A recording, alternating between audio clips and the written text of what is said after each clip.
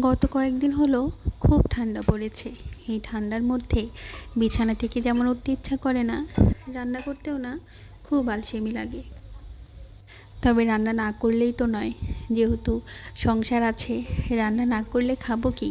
আর আমি যেহেতু বাইরের খাবার খুব একটা পছন্দ করি না, তাই আমাকে নিজের জন্য রান্নাটুকু করতেই হয়। আর পালমশাইও ইদানিং বাইরের খাবারটা না খুব বেশি একটা পছন্দ করে না। বাসায় খেতে খেতে তার অভ্যাস হয়ে গেছে।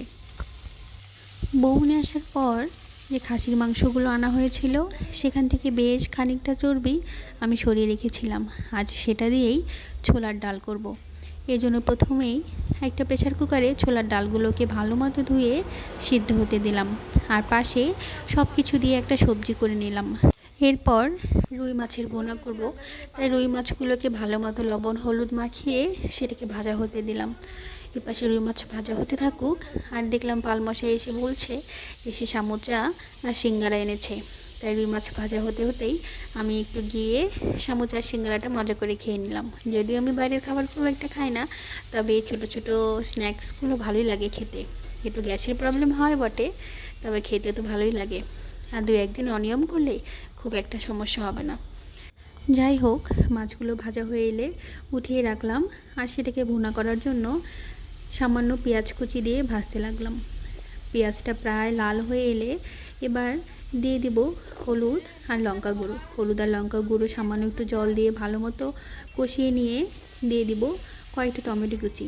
অনেকে টমেটো কুচি আগেই দেয়, কিন্তু আমার না, কষানোর সময় টমেটো কুচি দিলে টমেটোটা অনেকটা গোটা গোটা থাকে, আবার কিছুটা গলেও যায়। এটা আমার খুব ভালো লাগে।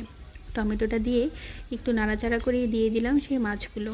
এবার চলো এপাশে মাছগুলো বোনা হতে থাকুক, আর ওপাশে বাকি কাজগুলো করে নিই। যেহেতু চিংড়ি মাছের মালাইকারিও করব, তাই একটা ফ্রেশ নারকেল ফাটিয়ে দিল পালমশাই।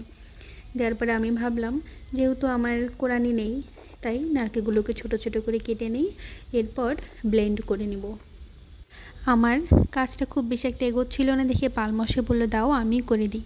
যাই হোক, এরপরে সেই নারকেলগুলো ব্লেন্ড করার দায়িত্বটা তাকেই দিয়ে দিলাম।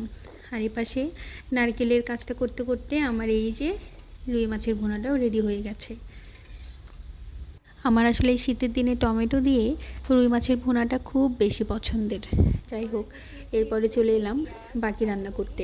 যেহেতু চর্বি দিয়ে ছোলার ডাল করব, তাই সেটার জন্য একটু মশলা ঠিক করে নিলাম। প্রথমেই কড়াইতে সাদা তেল গরম করে বেশ খানিকটা গরম মশলা দিয়ে ভালো করে ভেজে নিলাম। সুন্দর একটা স্মেল হয়ে গেলে এরপর দিয়ে দিব জিরা। জিরা ফোড়ন দিয়ে এরপর পেঁয়াজ আর কাঁচা লঙ্কা দিয়ে দিলাম। পেঁয়াজ আর কাঁচা লঙ্কাটাকে ভালোভাবে ভেজে নিয়ে বা দিয়ে দিব আগে থেকে ব্লেন্ড করে রাখা আদা রসুনের পেস্ট। এরপর একে একে সব বেসিক মশলা যেগুলো, সেগুলো দিব। লবণ, হলুদ, জিরা গুঁড়া আর লঙ্কা গুঁড়ো। এখানে আমি একটু লঙ্কা গুঁড়োটা বেশিই দিয়েছি, যেহেতু ডাল একটু ঝাল ঝাল না হলে ভালো লাগবে না চর্বি দিয়ে। তো এই পর্যায়ে মশলাটা প্রায় কষানো হয়ে এলে এবং উপরে তেল ছেড়ে এলে দিয়ে দিব সেই চর্বিগুলো দিয়ে বেশ খানিকটা সময় নেড়ে চেড়ে কষিয়ে নিব। আর ভালো মতো কষানোর জন্য একটু ঢাকনা দিয়ে দিব। আর এই যে এপাশে পালমশাই ব্লেন্ড করে এনেছে, এবার আমাকে বলছে তুমি নারকেলের দুধগুলো বের করে ফেলো। তো একটা ছাঁকনির মধ্যে নিয়ে আমি সুন্দর মতো চেপে চেপে নারকেল থেকে দুধটা বের করে নিচ্ছিলাম। চিংড়ি মাছের মালাইকারি তো নারকেলের দুধ ছাড়া একদম অসম্পূর্ণ। যাই হোক, তো আজকে কয়েকটা চিংড়ি দিয়েই মালাইকারি করব, তার আয়োজনও এপাশে করে নিচ্ছিলাম। যদিও সম্পূর্ণ ভিডিওটা আজকে আর দিতে পারবো না, তোমাদের অন্য কোনো দিন দেখাবো আমি কিভাবে চিংড়ি মাছের মালাইকারি করি। আমি চিংড়ি মাছের মালাইকারিটা শিখেছিলাম আমার শাশুড়ির কাছ থেকে। এরপর মশলা কষানো হয়ে এলে আগে থেকেই সিদ্ধ করে রাখা সেই ছোলার ডালগুলো দিয়ে একটু নেড়ে চেড়ে সেটাকে ফুটতে দেব। আর এই পাশে মালাইকারির জন্য চিংড়ি মাছগুলো আরেকটা চুলায় ভেজে নিচ্ছিলাম। চিংড়ি ভাজতে ভাজতেই আমার ছোলার ডালটা প্রায় হয়ে এসছে, একদম টকবক করে ফুটছে, লবণ হলুদ সব ঠিকঠাক। এবার সামান্য গরম মশলার গুঁড়ো দিয়েই নামিয়ে ফেলবো, আর সামান্য চিনি দেব।